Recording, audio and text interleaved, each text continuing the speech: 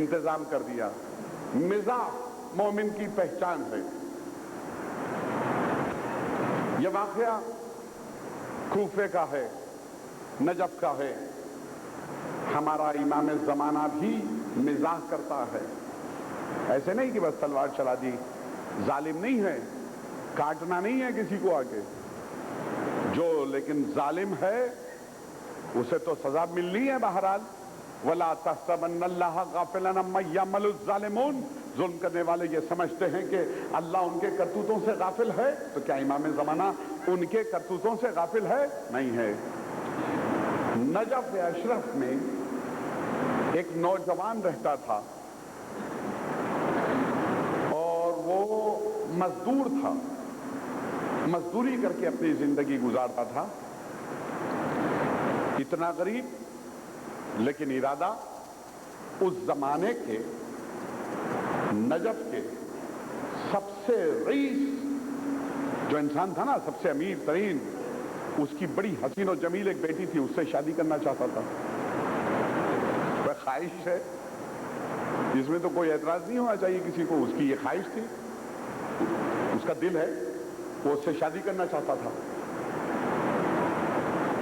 मजदूर, रोज मजदूरी करे तो खाए, और शादी करना चाहता है रईस तरीन इंसान की बेटी से जो निहायत हसीन और जमील थी। और कभी वो नजफ में गया नहीं, मौला के रोजे में कभी गया नहीं।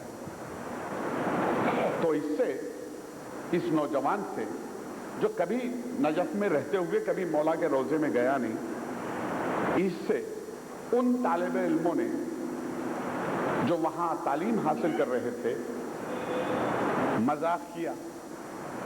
कहा यार तू कैसा इंसान है, हम इतनी दूर मुल्कों से आए हैं, रोज नजफ में मौला की जियारत करते हैं, तू खुद नजफ में रहता है, कभी जियारत के लिए नहीं आता। हमें हटाओ यार, तुम ही जियारत किया करो, मुझे क्या मतलब, मैं मजदूर हूं, रोज कमाऊंगा तो खाऊंगा, जियारत करने के लिए मेरे पास वक्त कहां है। फिर कहा उसने, नहीं भाई तेरी हाजतें पूरी हो सकती हैं, तेरी हालत सुधर सकती है, तो कुछ पैसा कमा सकता है, मौला के पास आ, दुआएं मांग।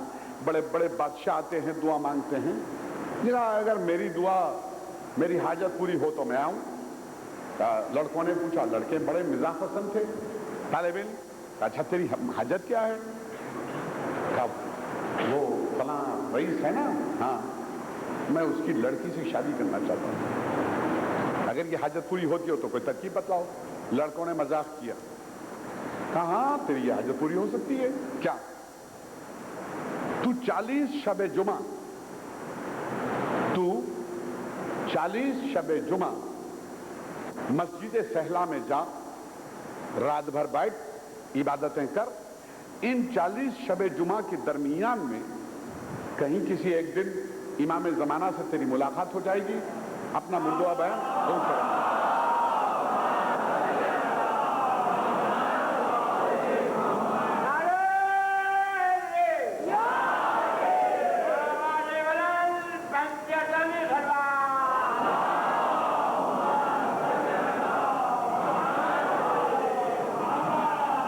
अपना मुद्दा बयान कर देना, वो तेरी हाजत पूरी कर देंगे। देहाती के दिल में बात जम गई, बैठ गई। हाँ, अगर अबा खबा वाले हैं, ये तालिब इल्म हासिल करने बड़ी दूर से आए हैं, ये कहते हों तो सच कहते होंगे। बात दिल में बैठ गई। हर शबे जुमा मस्जिद सहला को जाता रहा, नजफ से कूफा, कूफे से मस्जिद सहला। इत्तेफाक की बात यह कि आज 39वीं शबे जुमा थी। हर बार जाता रहा, रोज जाता रहा, आंधी और तूफान हो तो हो, ये जाता रहा। लेकिन आज जो शबे जुमा आई है आखिरी 39वीं, इसमें इसे टीबी भी हो गई थी। जब ये खांसता था, कमजोर हो गया था, पसली आदमी गिन ले, इतना दुबला, खांसता था तो खून निकलता था। और आज रात में बारिश भी हो रही थी और बर्फ भी गिर रही थी। इसने दिल में सोचा कि इतने दिन हो गए मैं हर रोज हर शबे जुमा जाता रहा, امام نے تو مجھ سے ملاقات نہیں کی، ان لڑکوں نے ضرور میرے ساتھ کوئی شرارت کی ہوگی، مجھے خامخواہ کے کام پہ لگا دیا۔ اگر امام کو ملاقات کرنی ہوتی تو ان درمیان میں کبھی مجھ سے مل لیتے، ملاقات کر لیتے۔ لڑکوں نے زبردستی مجھے کام پہ لگا دیا، اور آج تو میں جا ہی نہیں سکتا نا، اس لیے کہ اتنی بارش ہو رہی ہے اور اتنا برف بھی گر رہی ہے، سردی بھی ہے، جاڑا بھی ہے، اور میں اتنا بیمار بھی ہوں۔ آج اگر جاؤں گا تو یقین میری موت واقع ہو سکتی ہے، اور پھر کیا جاؤں؟ آج میرے پاس کھانے پینے کے لیے بھی تو کچھ نہیں ہے، بھوکا پیاسا ویسے ہی ہوں، مزدوری کرنے کے قابل نہیں رہا، اب جا کے فائدہ بھی کیا ہے؟ لیکن پھر دوسرے لمحے خیال آیا، اتنے دنوں تک گیا جاتا رہا، کوشش کرتا رہا، شاید کہیں ایسا ہو کہ آج ہی تو ملاقات ہو جائے۔ اٹھا، تھوڑی سی چائے تھی اس کے پاس میں، کھانے کے نام پر کہا یہ لے کے چلتا ہوں، جب وہاں جاؤں گا بھیگ جاؤں گا، یہ گرم کروں گا پی لوں گا، یہی میرا کھانا ہے، یہی میرا پانی ہے، یہی میری غذا ہے آج کی، تاکہ میں موت سے محفوظ رہوں۔ مسجد صحرا پہنچا، طوفان، بارش، ٹھنڈا، برف، جاڑا، اور اسے بیماری کی شدت بھی کچھ زیادہ تھی۔ آج کھانس رہا تھا تو خون نکل رہا تھا۔ اس نے دل میں خیال کیا کہ خامہ مسجد میں جا کے کیا کروں گا، اس سے کہ میں کھانسوں گا تو تھوک نکلے گا، خون نکلے گا، مسجد نجیس ہو جائے گی۔ دروازے پہ بیٹھ گیا، دروازے پہ بیٹھ گیا، جاڑا لگنے لگا، آگ روشن کی، کیتلی آگ پر رکھی، چائے گرم کر کے پیوں گا۔ ابھی آگ روشن ہوئی تھی کہ ایک اجنبی آیا، اجنبی نے اس کا نام لے کے سلام کیا، اس نے کہا وعلیکم السلام، اور دل میں یہ سوچا دیکھو یار یہ کیا لوگ ہیں کوفے والے، آگ روشن دیکھی نا تو آ گیا چائے پینے کے لیے، چائے میں حصے دار بن گیا، اور نام بھی جانتا ہے تو یقیناً مجھے پہچانتا ہوگا۔ آنے والے سے اجنبی سے اس نے کہا ہاں تو آؤ بھیا بیٹھ جاؤ تم بھی، جاڑا بہت زیادہ ہے۔ آنے والے اجنبی نے پوچھا کہ بھئی یہاں کیسے بیٹھے ہو، دروازے پہ مسجد میں کیوں نہیں گئے گا، تم سے مطلب، تم سے کیا مطلب؟ اچھا اچھا ناراض مت ہو، اتنا بگڑتے کیوں ہو، پوچھا ایک سوال میں نے۔ تو اس نے پوچھا اچھا یہ بتاؤ میاں کہ تم نے میرا نام لے کے سلام کیا تو یقیناً تم مجھے جانتے ہوں گے۔ ہاں ہاں میں جانتا ہوں، تجھے پہچانتا ہوں۔ تو کہا اچھا اپنا نام بتاؤ، یہ بتاؤ تم کہاں کے رہنے والے ہو، کس دیہات کے، کس شہر کے؟ کہا میں کیوں بتاؤں، تم پہچانو، کوشش کرو۔ مزاح ہوتا رہا، مذاق ہوتا رہا، ارے بھائی کوشش تو کرو یار، اسپیکولیشن کرو، پتا کرو میں کس گاؤں کا ہوں۔ تو یہ تو دیہاتی تھا، مزدور تھا، دیہات گھوم کے نوکری کرتا تھا۔ اسی کہا کیا تم اس گاؤں کے ہو؟ کہا نہیں۔ اس گاؤں کے ہو؟ نہیں۔ اس گاؤں کے ہو؟ نہیں۔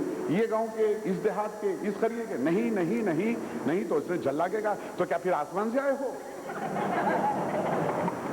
تو اجنبی نے کہا اچھا یہی سمجھ لے کہ میں آسمان سے آیا ہوں۔ اچھا آسمان سے آئے ہو، میں خوب جانتا ہوں۔ چائے اس نے نکالی، چائے جیسے ہی نکالی ہاتھ میں سے چائے کھینچ لی، کہ یہ کیا؟ کہ ایک دو گھونٹ بھی پی لی، کہ اب آپ پی لے بھائی سے۔ اچھا تو چائے پینے کے مقصد سے آئے تھے؟ تو مسکرا کے کہا یہی سمجھ لے کہ چائے پینے آیا تھا۔ ایسے ہی مذاق ہوتا رہا، مزاح ہوتی رہی۔ صبح ہونے کو ہوئی تو اس اجنبی نے پوچھا اے بھائی نماز کو نہیں چلے گا؟ کہاں پڑھتے ہیں نماز؟ کہا چلو مسجد کوفہ میں نماز پڑھتے ہیں، وہاں پڑھنے کا زیادہ ثواب ہے۔ کہا اچھا تو چلو۔ اجنبی آگے آگے، دیہاتی پیچھے پیچھے۔ مسجد کوفہ میں داخل ہوئے تو دروازہ کھلا ملا۔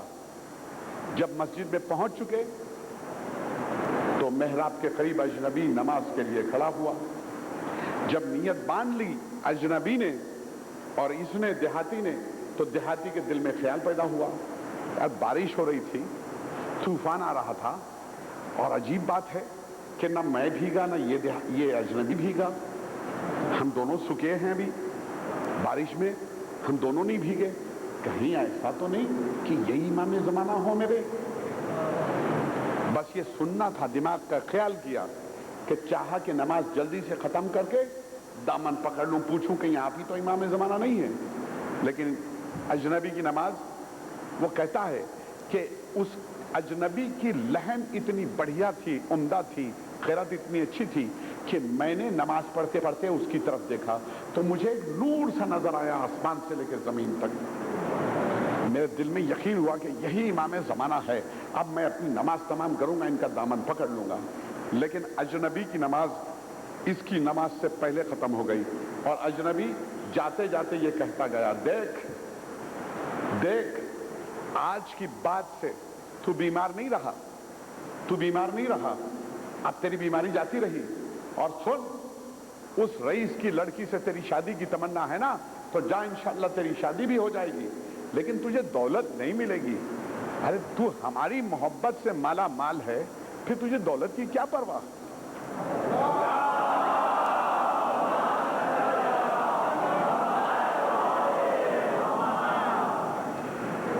ये कहता है मैं नमाज खत्म करके दौड़ा उनकी तरफ, तो मैंने देखा कि मस्जिद कूफा से मुत्तसिल, इंशाअल्लाह आप हजरात जाइएगा तो देखिएगा कि मस्जिद कूफा से बिल्कुल पहलू में जनाब मुस्लिम इब्न अखील का मज़ार है, उनके पायती जनाब मुख्तार इब्न उबैद सखफी का मज़ार है। तो वो जाते जाते वहां को मुड़ गए, कहते गए कि भाई नमाज पढ़ने के बाद इनकी जियारत के लिए आ जाना, कि इनकी जियारत के लिए आ जाना, मुख्तार इब्न उबैद सखफी की जियारत के लिए आ जाना, मुस्लिम इब्न अखील की जियारत के लिए आ जाना, हानी इब्न उर्वा की जियारत के लिए आ जाना। ये कहता है मैं नमाज खत्म करके दौड़ा, लेकिन जाके मैं बहुत तलाश करता रहा, मुझे कहीं पता नहीं चला। फिर वो कहता है कि मैंने अब अपने आप को महसूस किया कि मैं, वो जो मेरी बीमारी थी जाती रही, कुछ दिन नहीं गुजरे थे, उस रईस की दुख्तर से मेरी शादी भी हो गई, लेकिन वो मरते मरते बहरहाल इतना ही कमा सका जितना कि जिंदगी के लिए जरूरी था। तो इसका मतलब यह है कि इमाम ज़माना मिज़ाह भी करते हैं। दुरूद पढ़े मोहम्मद वाले मोहम्मद।